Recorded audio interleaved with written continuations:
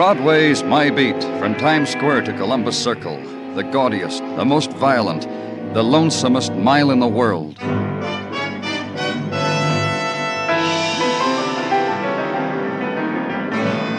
Broadway's My Beat, the thrilling drama of murder and mystery and the people who walk the Great White Way, with Larry Thor as Detective Danny Clover.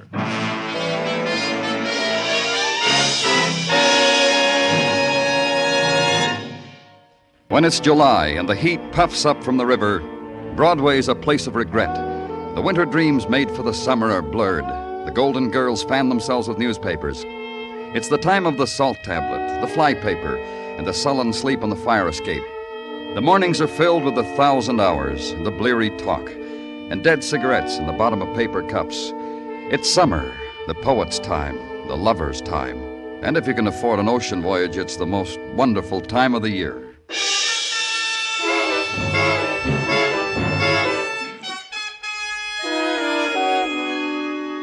Which is equally true for a policeman if he's retired, if he's come into a fat inheritance from Uncle Ned, ex-wonder boy of the oil fields. Not me, nor Detective Muggavan. We were still working to pay off the bills. Current job, stakeout in front of an apartment house in the West 80s. Stakeout for an armed robber who had shot a bystander to death, ran across roofs, down alleys, finally trapped. It's holed up on the second floor, Danny. Empty apartment. Ready? Let's go.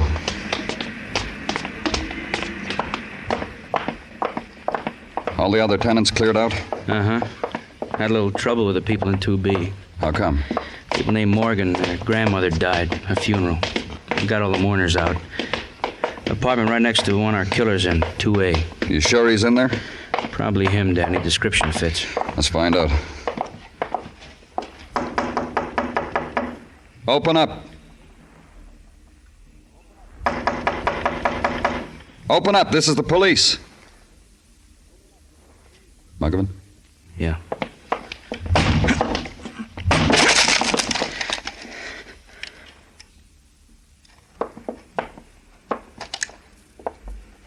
Hey, those windows over there, Danny, open. The screen's been kicked out. Come on. The killer left this apartment in a hurry. Uh-huh.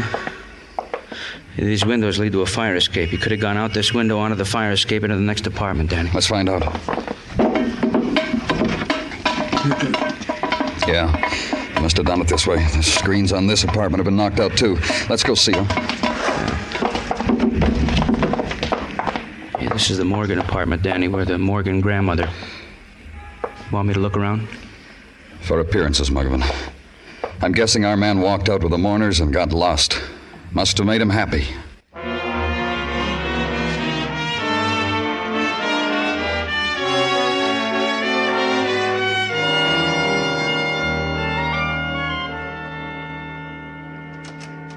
Hey, greetings, Danny. Well, looks like we made a boo-boo. It amuses you, Sergeant? Well, Danny, it is only that I am trying to tickle your funny bone with what otherwise could blossom into a severe headache. You got out the all points on the killer? Goes without saying. The bulletin is out, but the puzzle lingers on. Oh, that Muggavan and I were on him and he got away from us? No puzzle, Gino. We lost it, that's all. Be friendly with yourself, Danny. Such things happen. The puzzle to me is that a burglar in his chosen line of duty should so overstep himself as to enter the ranks of the killers. Overambitious type, huh? Tried to beat his way into Mrs. Conlon's apartment on West 76 with a gun. It bothered a neighbor. The neighbor tried to stop him, tried to beat him off. The neighbor got killed. You got any other troubles, Gino? Well, nobody's got troubles compared to the way Mrs. Conlon's got troubles. A man with a gun tried to get to her. He didn't make it. If I were Mrs. Conlon, what'd you say? About Miss Conlon? Well, when your call came in, Danny, the name Conlon registered on my gray matter. So I nudged it up a notch by referring to a file and flash. It came to me that like a year ago, a Mr. Hugh Conlon was found shot dead at the side of an unidentified woman, also shot dead. Verdict? Murder with suicide. This Conlon was the husband of the said... Hey, yo, to see Danny Clover, permission must be obtained and granted. Don't try to stop me. Don't anyone. Who are you? Now, don't try to bypass me, sir. You have spoiled the plans of Lucian Cobb, funeral director, after we'd rehearsed and rehearsed. This is a new type show business, Danny? Sit down, Mr. Cobb. Tell me what I've done to you. I'll not sit, sir. While bearding a criminal, you this morning did destroy the careful staging of a month. We rehearsed the old woman, Grandmother Morgan. How the little old lady would lie in her coffin, her pose, her attitude. And when death took her, we were ready for it. And now... You're saying out trying to take a killer ruined your carefully planned funeral? How? 20 minutes ago, the granddaughter of the deceased phoned me, told me tearfully she'd opened a clothes hamper, and there was her grandmother folded in with last week's wash. I'm sorry, Mr. Cobb. Death has a dignity, Mr. Clover. I'm aware of it, Mr. Cobb. Gino? Yeah, Danny. That's how the killer got away. Climbed into the coffin himself. Get on the phone. Find out what happened to that funeral. Tartaglia did very well. He lifted a receiver and dialed and asked a question. He got an answer and replaced the receiver. Hey, Danny, the hearse took off for parts unknown. Deserted the rest of the funeral. Make some more calls to traffic and to highway patrol. And wait. And finally a call comes back. One hearse located on a side road off Queens Highway. Driver recovering from pistol whipping, but still bewildered by the strangeness of it all. Go there and talk to him. Look, mister, the first thing I want you to understand is I'm not lying to you. Just tell me what happened. We were cruising along through the streets, uptown toward the cemetery. It happened at 180th Street. What did? There's a glass panel between my driver's seat and the coffin, the flowers. That's where the tapping came from. Tapping? Yeah, with the butt end of a gun. The coffin was open and this guy was kneeling there with the gun. Then he busted through the glass, pointed the gun at my ear, says, "Take a right here." I took a right. Wouldn't you? Go ahead. I took a right. I took off from the rest of the funeral. A long nose, a head full of red hair, and a big gun. When we got to where we are now, he tells me to stop this hearse, to get out. I get out. He slugs me. Is that all? Is that all? You think this happens every day?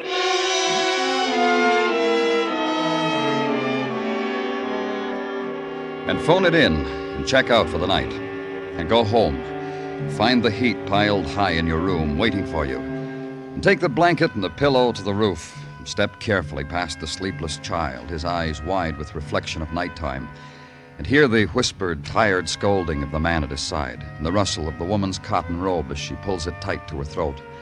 And find an empty place, and consider there the pattern a killer has scarred across the summer's day. Consider it. Then make your way back downstairs to the hall phone. Ask Mrs. Conlon to meet you at your office in the morning, and go back for the sleep you left on a brownstone's roof.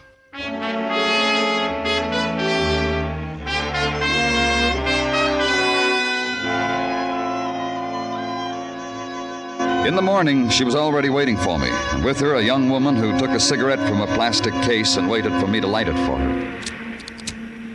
Thank you. You're sweet.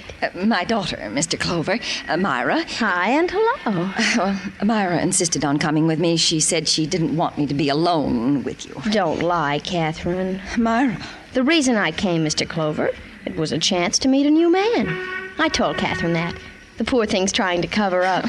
She doesn't mean that, Mr. Clover. Myra's a child. All the excitement, that man trying to break in, your call last night, a child's mind. It can be too much for... You through, Catherine? Because if you aren't, Mr. Clover will never have the chance to tell us why we're here. The man who tried to break in, Mrs. Conlon, had you ever seen him before? Why, no, I never... I told you that yesterday. Why do you ask again? Maybe the attractive man doesn't believe you, Catherine. Myra, what are you trying to do to me? You come in here, make a show of yourself before this man, talk fresh. Mrs. Conlon, had you ever seen the man before? No, I told you no. Yesterday was the first time. He beat at my door. When I wouldn't let him in, he threatened me with a gun. And then that nice neighbor from across the hall. He's helped Myra and me so many times, and now Mrs. Conlon, try to understand why I'm going to remind you of... Of what? Remind me of what? Of your husband's death, of What's he got to do with it? What's my husband dying a year ago with that nameless woman got to do with it? Patience, Catherine. Let the man tell you. It's only that the killer we're after might have had something to do with this other thing that happened to you. It's the only way I can figure it. Why should he beat on your door openly with a gun? Why The thief! He wanted to rob me. A thief who stands in a hall and knocks and asks permission to... What are you trying to do to me?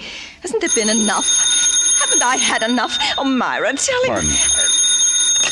Danny Clover speaking. There's a man sleeping in my boarding house, answers the killer's description you got in the papers. You want him? I give him to you. Where? Boarding house, 1756 West 61.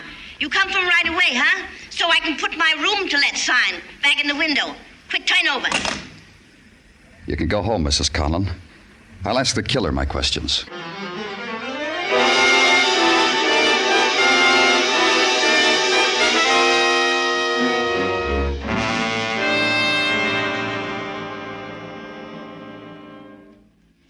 I'm telling you, mister, when I give this man a room, I thought there was something funny. Why didn't you call the police then? Just because he was breathing hard, like he'd been running? Well, that ain't no reason. The reason was this morning. Oh, when you saw his description in the paper? Yeah. The bright red hair, and the nose. He registered last night, and he hasn't gone out since. Is that right? He had a caller late last night, late. Who? Oh, I don't know who. I don't peep. He made a phone call from the hall phone, went back to his room, and later I heard someone go into his room. How long did the caller stay? I went to sleep. I don't know. Where's his room? Down on the right. I'll take you. Here it is. This one. Give me the key and step back. Hey, he's that dangerous? You gotta use a gun? Don't worry about it. Ooh.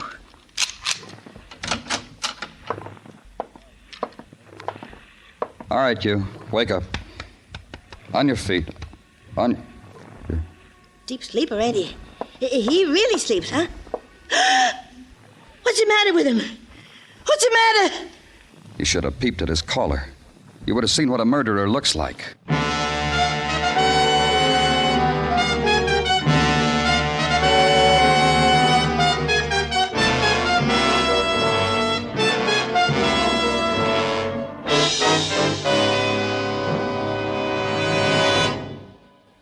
We now continue with Broadway's My Beat, written by Morton Fine and David Friedkin and starring Larry Thor as Detective Danny Clover.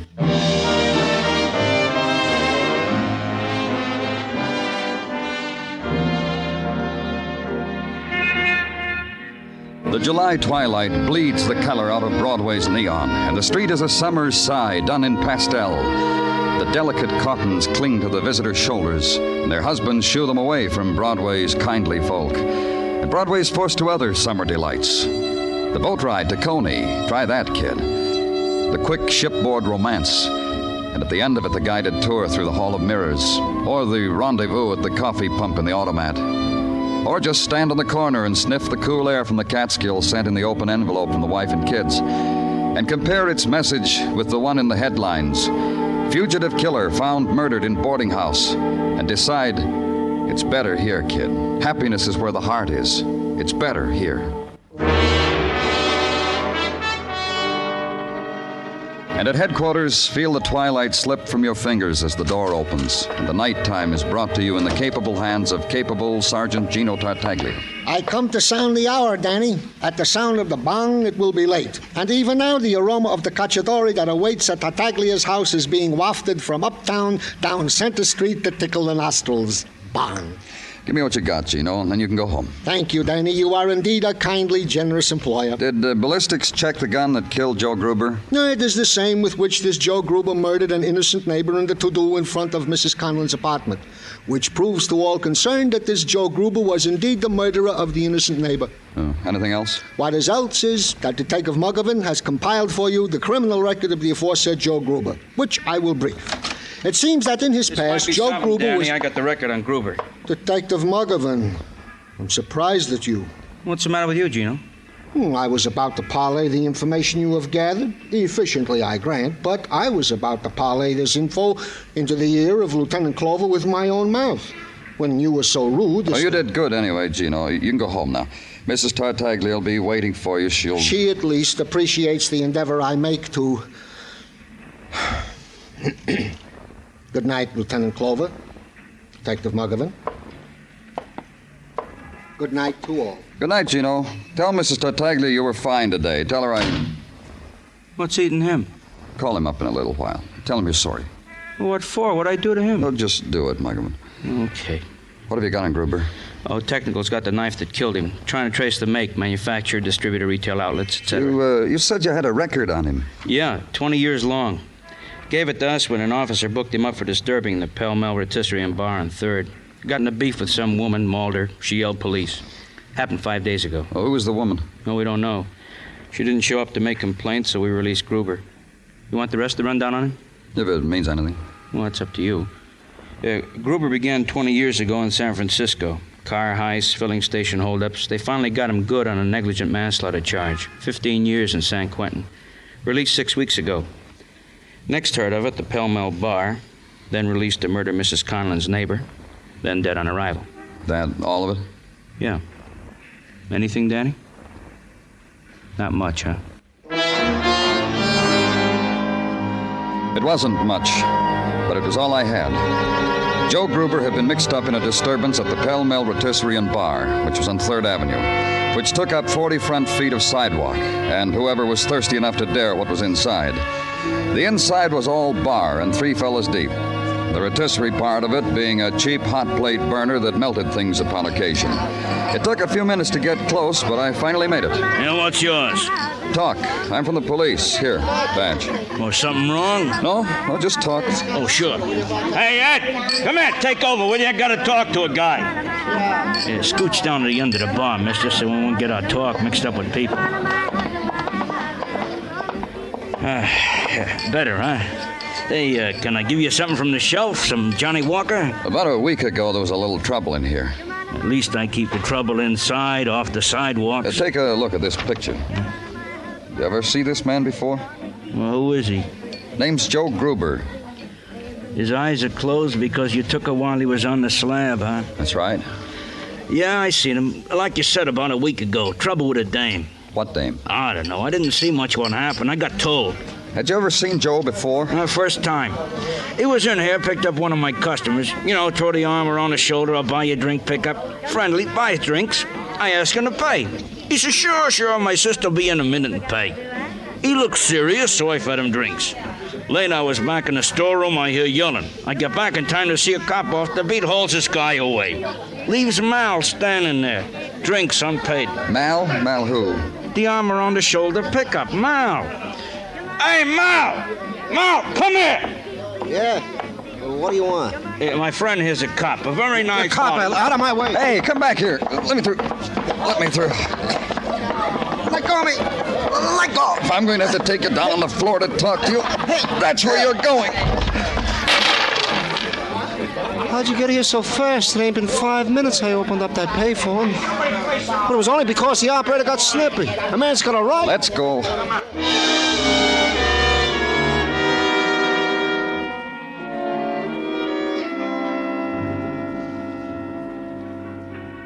Look, I'm booked, ain't I? So give me my shower in a cell like always. What, am I different or something? I want you to look at a picture, Mal. Here. You know that man? Must have been a lot of long-distance calls from that pay booth you tumbled, Mal. That change could add up to grand larceny. It was that much, huh? I guess I'm just born lucky. It's gonna be a hot summer in that jail yard, Mal. Sit down, Mal. Cigarette? Your friend's got a cigar in his pocket. Muggerman? Yeah. You want a light? Here. My feet are killing me. Put them up on my desk. Comfortable? Oh, what's your trouble, fellas? What about the picture? The guy's name is Joe. Bought me drinks. Nice fella. Very nice. My cigar went out. Now, let's hear all about it. He buys me a lot of drinks, tells me the story of his life. Now, how he did a lot of time on the coast. You know, a lot about his sister Mildred. He liked his sister Mildred a lot. Go on. You know, he says his sister Mildred ran away to New York, got herself married. This is about 20 years ago when she was a youngster. By the time Sis Mildred got back to Frisco with her hubby, Joe was in stir. His sister Mildred come to visit once, then he lost track. Ain't seen her since. Well, how'd he happen to find her in New York? Phone book. Looked up her married name on the off chance, and there it was. He called. Did he tell you what her married name was? Might have. Slipped the old mind if he did. He called her, said he'd wear a red posy so she'd recognize him. Well, the dame shows. Guess what happened? Danny. Leave him alone. She walks over to Joe and asks, is he Joe who called? Joe says, I am he, only you ain't my sister Mildred. My sister Mildred had red hair like me, he says, so they walk over in the corner, they start to talk. Then the lady raises her roof about something, starts to hurry up. Joe runs after her right into the arms of the law. What did this lady look like? Frankly, Joe fed me too many drinks to remember clear. That's about it, boys. Light my cigar again, huh?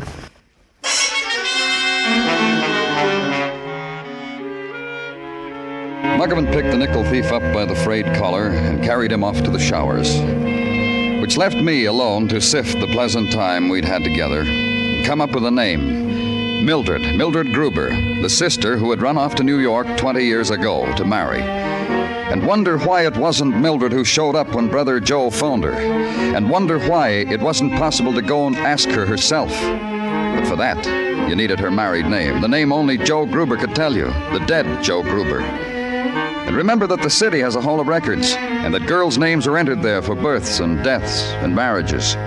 Go to the hall of records. Be handed over to a man named Franey. Wait for Mr. Franey to come back from the long voyage into the files. Finally, he does, waving his find under your nose. I found it, Lieutenant. Found it. Thanks. Let me... I'm afraid you couldn't read my scroll. I'll translate for you. On May 12, 1931, one Mildred Gruber applied for a marriage license. Age 19, height... Who'd she apply with? Got that, too. Mr. Hugh Conlon. Age 27, height... Conlon, eh? Look up what you have on Conlon. Please, Mr. Franey, do that. Wait again. And know somehow Mr. Franey would look just like that when he came back. And you got something this time, Lieutenant. Conlon was married again, just 3 years after the first time. And I looked, and there's no record of a divorce. The penalty for false statements is clearly stated on the bottom. Sure it is. Thank you again, Mr. Franey.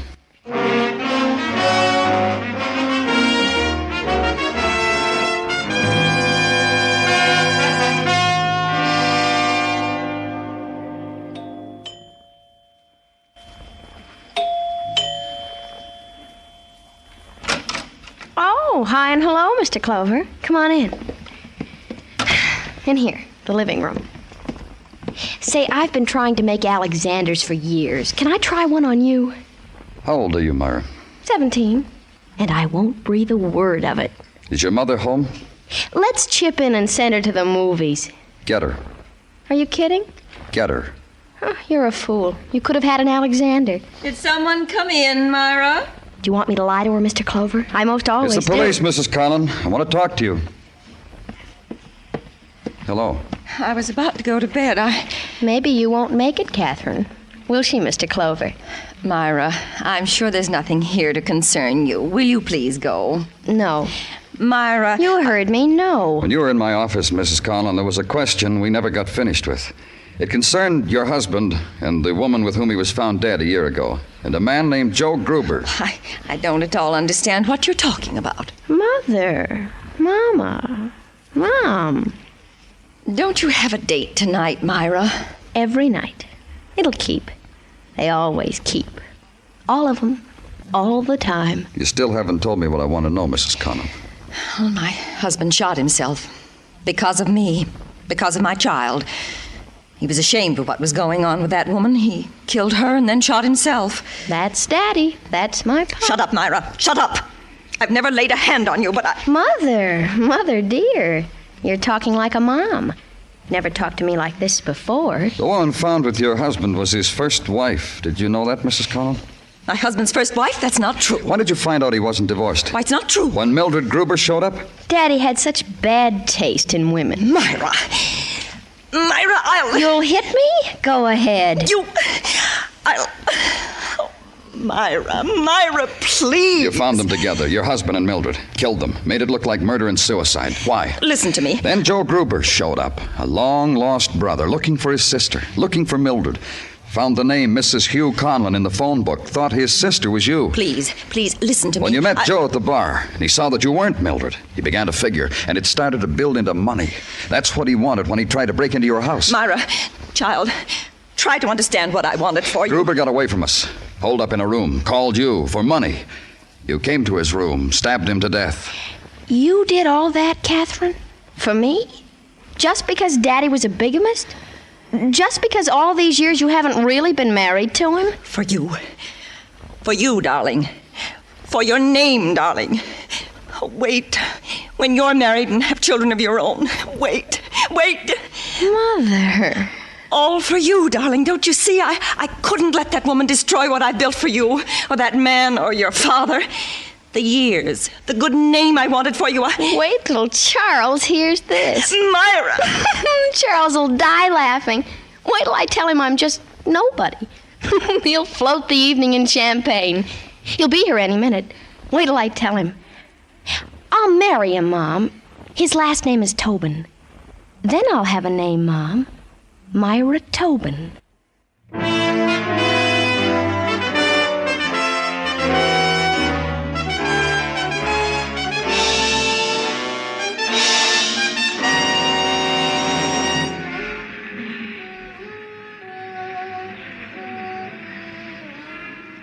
Midnight's a happy time on Broadway.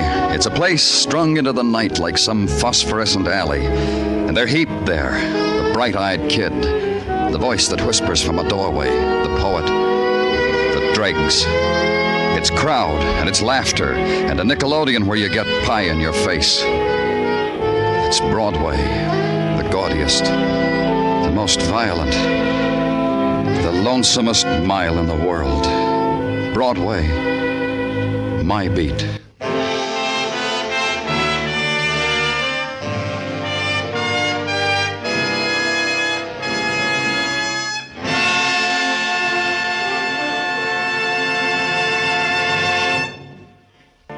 We invite you to join us next week at this same time when Detective Danny Clover returns again with Broadway's My Beat.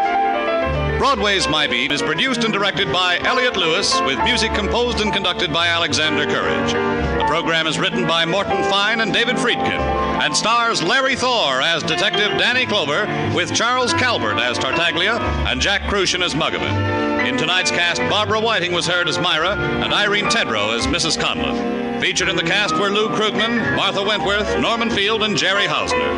Bob Stevenson speaking. This is CBS, the Columbia Broadcasting System.